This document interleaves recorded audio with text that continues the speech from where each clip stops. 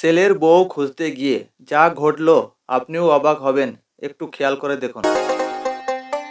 খান, পেট ভরে খান। উর্মি, তুই এটা কি করলি? তুই বড় মাছের মাথা দিয়া এক ফকিতে খাইতে দিছস। এই মাছের মাথাটা রাখছি আমার পোলার লেগা। মুন্না একমাত্র আমার ছেলে ওই মাছের মাথাটা খুব পছন্দ করে।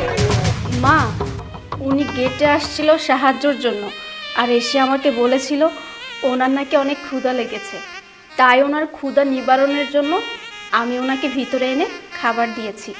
ঠিক আছে, ভাত দিবি, খাইতে দিবি, যেটা মন সেটা দিবি। তুই ঘরের মধ্যে আনছিস কেন?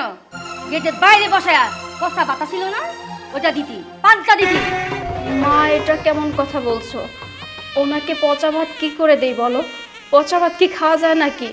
আর তাছাড়া তুমি জানো না, যে জিনিস নিজেরা খাওয়া যায় না সে জিনিস অন্যকে দেওয়া উচিত না। আর আমাদের তো কত খাবার আছে, সেখান থেকে ওনাকে কিছু খাবার দিয়েছি, তাতে কি এমন ক্ষতি হয়েছে বলো? মা, এখানে কি হয়েছে? এত চিল্লাচিল্লি কিসের জন্য? চিল্লাচিল্লি করবো না? তোর বইনে কি করছে জানাস? এই মাছের মাথা দিয়া একটা ফকিরে আমার ঘরের মধ্যে বসায় ভাত খাওয়াইতেছে। মা, ক্ষুধার্ত ব্যক্তির মুখে খাবার তুলে দেওয়াটাই কিন্তু আমাদের বাবা আমাদেরকে শিখিয়েছে। আর যেটা উর্মি করেছে একদম ঠিক কাজ করেছে, আমাদের বাবার আদর্শ ধরে রেখেছে। এই, তুমি চুপ করো।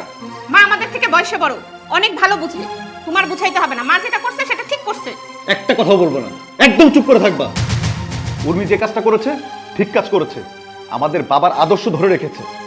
মা, তুমি ভাতের প্লেটটা ওনার হাতে দাও, উনি মাছের মাথাটা দিয়ে পেট ভরে ভাত খান। না মা, আর খেতে হবে না।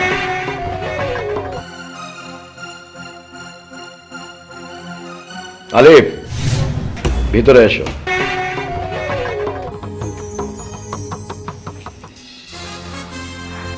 এই, কে আপনি?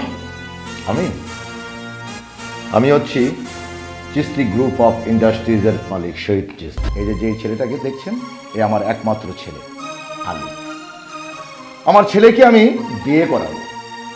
আমার ছেলের জন্য আমি হাজারো মেয়ে দেখেছি, কিন্তু আমার ছেলে শুধু একটা কথাই বলেছে, বাবা তুমি হাজার মেয়ে দেখলেও কিন্তু আমি যেই মেয়েকে ভালোবাসি আমি সেই মেয়েকেই বিয়ে করব।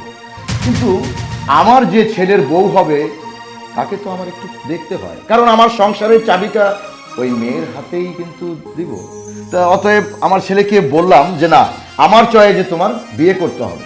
কিন্তু আমার ছেলে তো পাগল, যেই মেয়েকে ও ভালোবাসে সেই মেয়েকেই ও বিয়ে করবে।